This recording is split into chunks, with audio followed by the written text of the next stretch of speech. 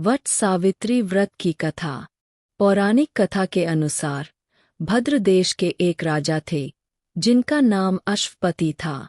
उनके संतान न थी। उन्होंने संतान प्राप्ति के लिए मंत्र जाप के साथ प्रतिदिन 1,00,000 आहुतियां दीं। माना जाता है कि यह सिलसिला 18 वर्षों तक चलता रहा। इसके बाद स्वयं सावित्री देवी प्रकट हुईं और वरदान दिया कि राजन, तुम्हें एक तेजस्वी कन्या प्राप्त होगी। देवी सावित्री के आशीर्वाद से जन्म लेने के कारण राजा ने उस कन्या का नाम सावित्री ही रखा। कन्या बड़ी होकर अत्यंत सुंदर और गुणवान हुई, लेकिन राजा सावित्री के लिए योग्य वर्ण मिलने के कारण दुखी थे। उन्होंने स्वयं अपनी पुत्री को वर ढूंढने के लिए भेजा। सावित्री तपोवन में भटकने लगी। वहां साल्व देश का राजा द्युमत्सेन रहता था, क्योंकि उसका राज्य किसी ने छीन लिया था। उनके पुत्र सत्यवान को देखकर सावित्री ने उन्हें अपना पति चुना। जब ऋषिराज नारद को इस बात का पता चला तो वे राजा अश्वपति के पास पहुँचे और उनसे बोले, हे राजन, आप क्या कर रहे हो? सत्यवान गुणवान, धर्मात्मा और बलवान है, लेकिन उसकी उम्र बहुत कम है, वह अल्पायु है। 1 वर्ष बाद ही सत्यवान की मृत्यु हो जाएगी। नारद की बात सुनकर राजा अश्वपति बहुत चिंतित हुए। जब सावित्री ने उससे कारण पूछा तो राजा ने कहा, पुत्री, तुमने जिस राजकुमार को अपना वर चुना है वह अल्पायु है। तुम्हें किसी और को अपना जीवन साथी चुन लेना चाहिए। इस पर सावित्री ने कहा कि पिताजी, आर्य लड़कियां अपने पति से एक ही बार विवाह करती है। राजा एक ही बार आदेश देता है और पंडित एक ही बार वचन देते हैं तथा कन्यादान भी एक ही बार किया जाता है। सावित्री जिद पर अड़ गई और बोली, मैं सत्यवान से ही विवाह करूंगी। बेटी की जिद के आगे हार गया पिता राजा अश्वपति ने सावित्री का विवाह सत्यवान से किया। ससुराल पहुँचते ही सावित्री अपने सास ससुर की सेवा करने लगी। समय बीतता चला गया। नारद मुनि ने सत्यवान की मृत्यु के दिन के बारे में सावित्री को पहले ही बता दिया था। जैसे जैसे दिन करीब आता गया, सावित्री अधीर होती गई। वह बेचैन होने लगी। उन्होंने 3 दिन पहले से ही उपवास शुरू कर दिया था। नारद मुनि द्वारा बताई गई निश्चित तिथि पर पितरों की पूजा की जाती थी। प्रतिदिन की भांति सत्यवान सावित्री के साथ जंगल में लकड़ी काटने गए।